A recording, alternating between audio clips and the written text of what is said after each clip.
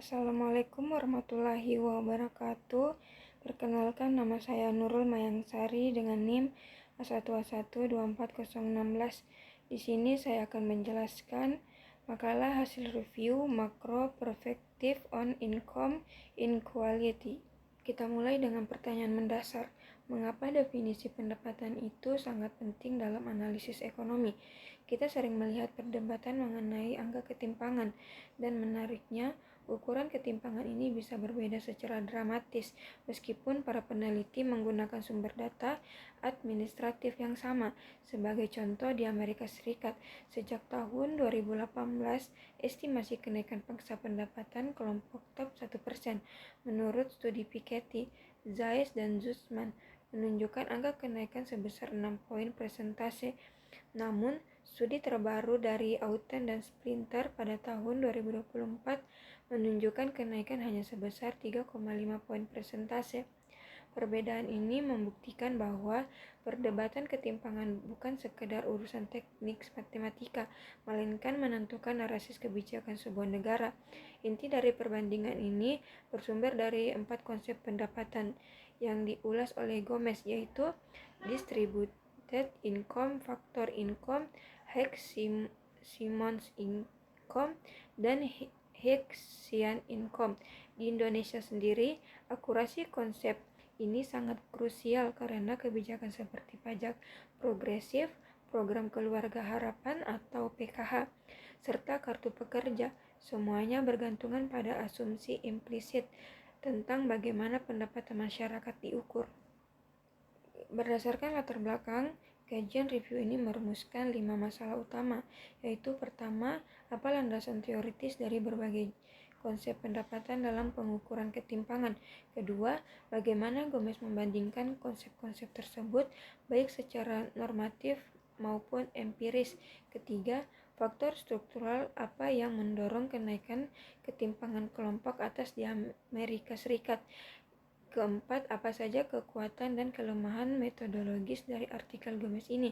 Dan kelima, bagaimana implikasi dari temuan-temuan tersebut bagi kebijakan ketimpangan pendapatan di Indonesia.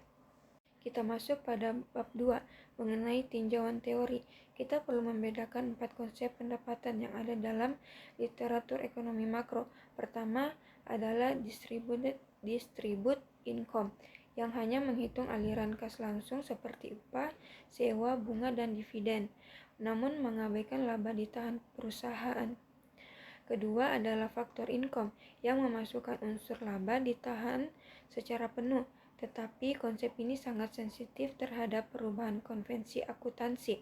Ketiga adalah Hicks-Simons income, yang menggabungkan pendapatan terdistribusi dengan keuntungan modal atau capital gains. Kelemahan konsep ketiga ini adalah nilainya bisa melonjak berlebihan secara semu saat suku bunga pasar mengalami penurunan.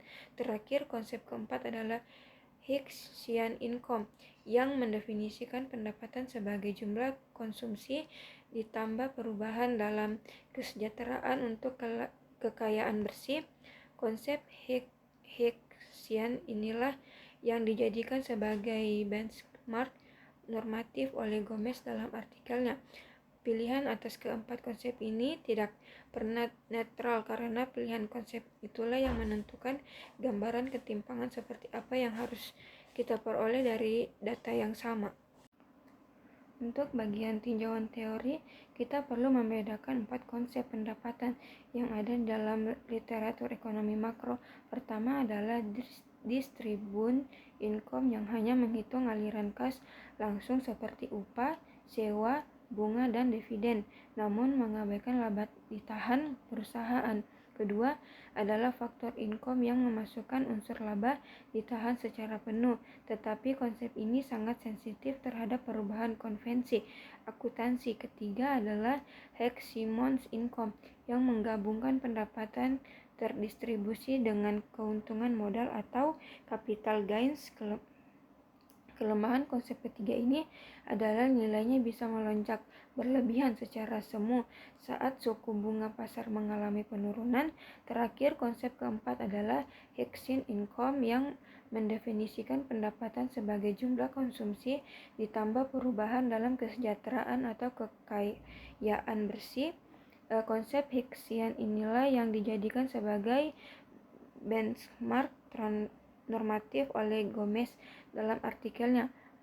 Pilihan atas keempat konsep ini tidak pernah netral karena pilihan konsep itulah yang menentukan gambaran ketimpangan seperti apa yang akan kita peroleh dari data yang sama. Selanjutnya, mari kita bedakan antara distribusi fungsional dan distribusi personal. Distribusi fungsional melihat pembagian pendapatan secara agregat antara tenaga kerja dan pemilik modal, sedangkan distribusi personal melihat pembagian antara individu atau rumah tangga. Penting untuk dicatat bahwa penurunan pangsa tenaga kerja atau labor share secara agregat tidak otomatis menaikkan ketimpangan personal. Hal itu sangat bergantungan pada bagaimana kepemilikan modal didistribusikan di masyarakat.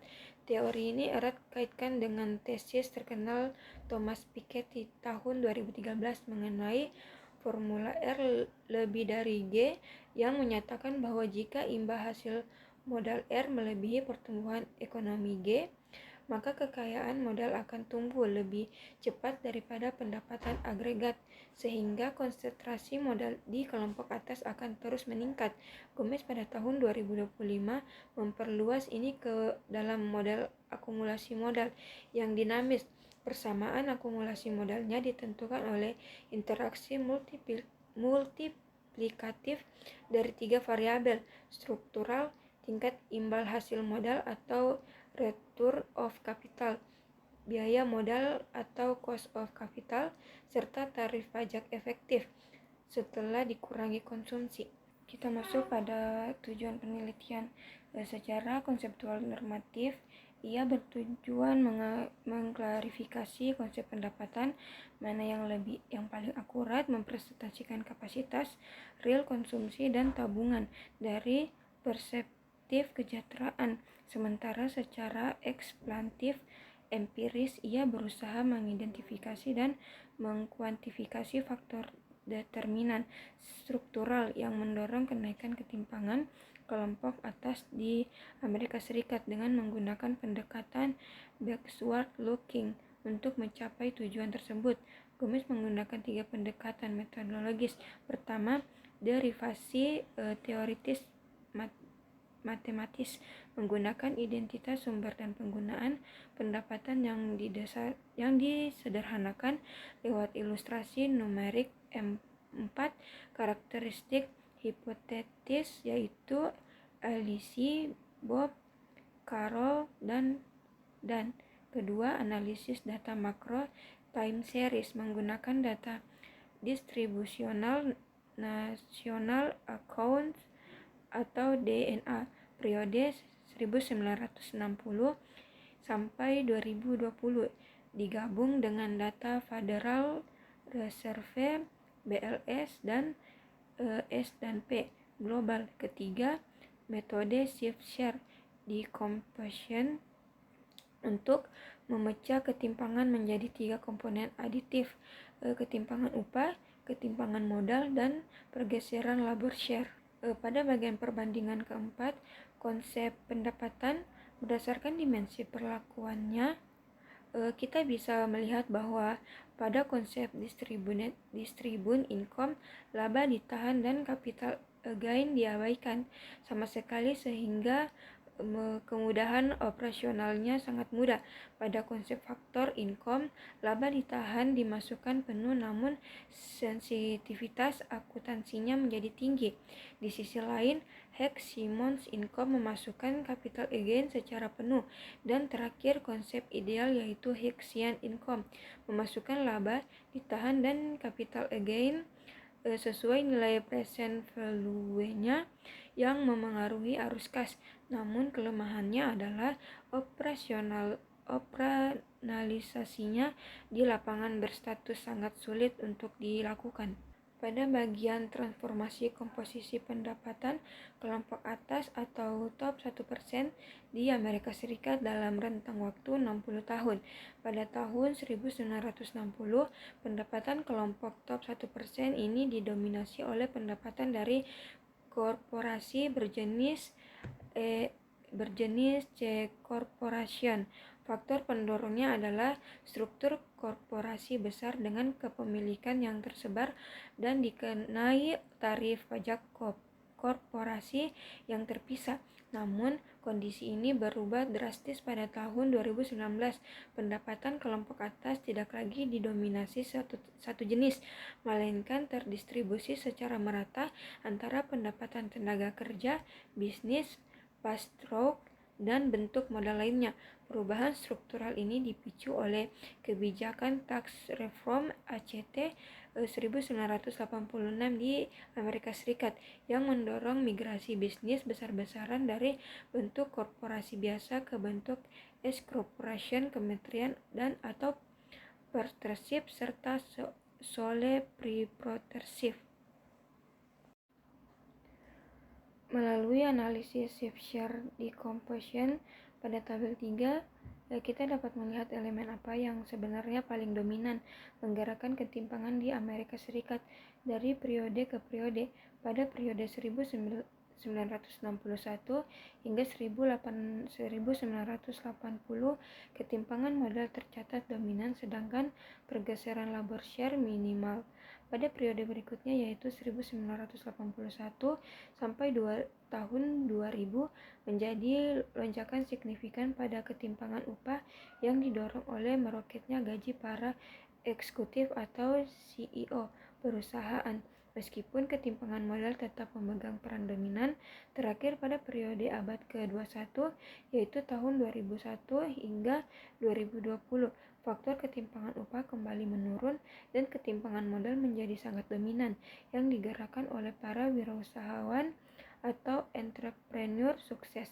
Gomez melakukan kuantifikasi terhadap 3 determinan struktural akumulasi modal tersebut.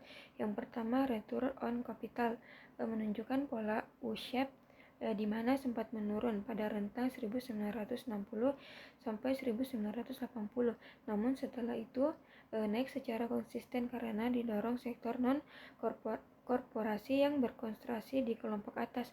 Kedua, cost of capital atau biaya modal mengalami penurunan stabil sejak tahun 1960, di mana biaya ekuitas atau cost of equity turun lebih tajam daripada biaya utang. Ketiga, tarif pajak efektif merosot tajam dari kisaran 40% menjadi 20% bagi perusahaan publik dan dari 50% menjadi 30% bagi para entrepreneur.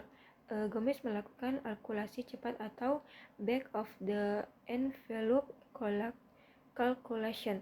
Jika imbal hasil modal naik 2 poin persentase, biaya modal turun 3 poin persentase, dan tarif pajak efektif turun 10 poin persentase dengan asumsi leverage sebesar 1,5, maka hal itu menghasilkan kenaikan akumulasi modal sebesar 7,5 poin persentase per tahun.